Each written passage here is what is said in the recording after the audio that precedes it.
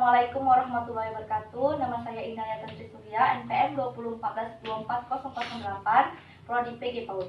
Nah, di sini saya lagi bersama Ibu Bunda Rini Sartika, Kepala Sekolah TK Bunda Rini Sartika. Nah, Ibu, di sini saya ingin mewawancarai tentang TK Bunda Rini Sartika. Oke, Ibu, bagaimana cara menganalisis peserta didik? Peserta didik kita analisis mengenai bakat ya, berdasarkan bakat, minat maupun karakternya. Jadi kita mengenali masing-masing peserta didik itu kan berbeda. Nah, apakah dia lebih, kadang peserta didik itu ada yang lebih minatnya ke literasi numerasi ya, ataupun ada yang mereka suka literasi warna. Nah, kita mengenali mereka sejak dini. Oke, Bu, terima kasih. Oke, selanjutnya bagaimana perekrutan peserta didik? Kalau perekrutan peserta didik, kita lebih kepada mendekatkan diri kepada orang tua siswa, jadi mereka bisa. Mana perekrutan peserta didik yang ada di TK Bunda Rini? Kita merekrut peserta didik setiap tahun ajaran baru. Nah, kita membuat spanduk ya di depan sekolah atau di pinggir jalan, itu kita pasang spanduk. Kemudian kita ada pendekatan bersama orang tua wali murid. Nah, jadi untuk kita sampaikan visi misi kita kepada wali murid agar mereka menyampaikan kepada keluarga, sahabat, agar menyekolahkan anaknya ke sekolah kita. Baik, Ibu. Pertanyaan selanjutnya, bagaimana melakukan seleksi peserta didik yang ada di TK Bunda Rini? Kita menyeleksinya berdasarkan usia, mulai dari usia 5 tahun sampai 7 tahun, karena 7 tahun sudah berada di sekolah dasar. Bagaimana bentuk orientasinya, kegiatan apa yang ada di TK Bunda Rini? Mengenai orientasi, kita bersama wali murid.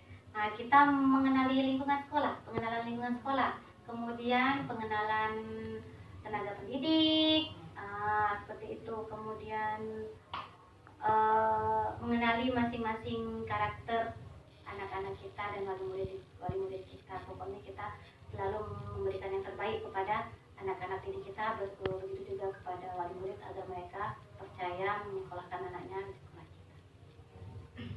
Bagaimana, Bu, penempatan peserta didiknya? Penempatan kita kalau untuk usia 5 tahun sampai 6 tahun kita letakkan di kelas kecil ya, kelas gempita namanya. Kalau yang usia 6 sampai 7 kita letakkan di kelas besar, kelas ceria. Baik, Ibu. Bagaimana pencatatan dan pelaporan peserta didik yang ada di TK Bunda Rini? Pencatatan ya seperti buku induk begitu.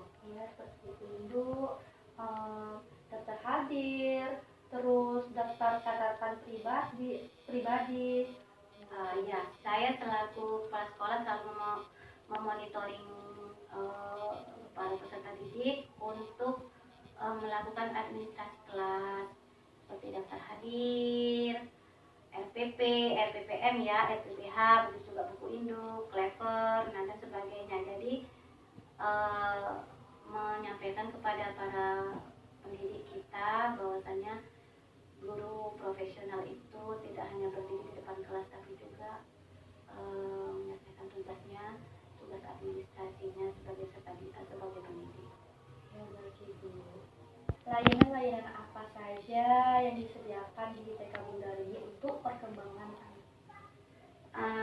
Layanan yang kita lakukan di sini banyak ya. Nah, ada layanan pendidikan anak berakhlak ya. Nah, seperti mengaji, kita tekankan seperti waktu untuk mencintai Al-Quran, seperti itu.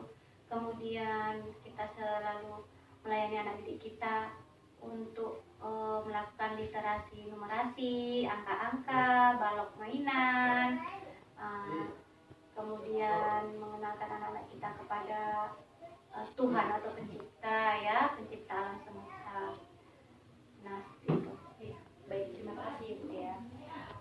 Model pembelajaran apa saja yang digunakan di TK Bundar ini yang dibuktikan dengan RPPH? Nah, kita sering melakukan rekreasi ya, nggak jauh-jauh, itu biasanya mengenai lingkungan sekitar sekolah. Nah, kadang mereka kita ajak ke sawah, nah seperti itu. Kemudian kita ajak juga mereka ceramah, mengenalkan Tuhan pencipta sebagai pencipta kita, kemudian mengajaknya saling berdiskusi kepada teman. Nah, ya, mengajaknya berinteraksi baik bersama guru maupun bersama. Pertanyaan selanjutnya, bagaimana cara guru menilai anak berdasarkan metode bernyanyi, metode hasil karya? Kita melakukan observasi ya, ada lembar observasinya baik tertulis ya kan, maupun observasi perilaku anak-anak kita. Nah, melihat progresnya, perkembangan. Kemudian kita melakukan asesmen ya. Asesmen itu hasilnya kita sampaikan kepada wali murid, baik itu melalui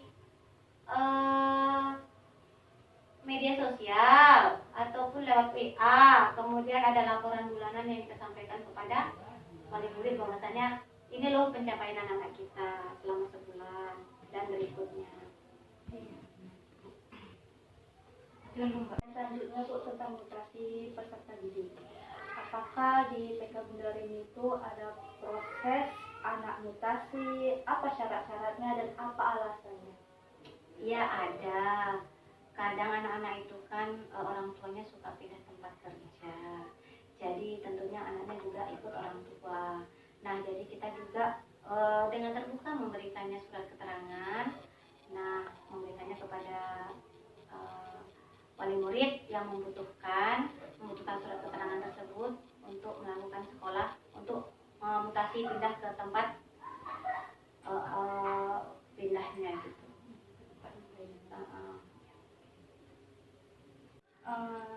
Pertanyaan terakhir Bu, di sini tentang lampiran SOP. Apakah di TK Bundar ini ada lampiran SOP tentang penerimaan peserta didik, pembinaan pendidik, evaluasi, dan mutasi? Ya, nah sebagai lembaga kita juga punya aturan ya, tata tertib. Nah, itu dituangkan dalam SOP tersebut ya. SOP kita itu ada SOP mutasi, ada SOP penerimaan peserta didik, kemudian SOP evaluasi, kemudian SOP untuk pembinaan pendidikan. Baik Ibu, terima kasih Ibu untuk waktunya. Mohon maaf apabila saya ada kesalahan kata, mohon dimaafkan Ibu. Ya, sama-sama, saya juga mohon maaf kalau ada kesalahan kata saya. Assalamualaikum warahmatullahi wabarakatuh.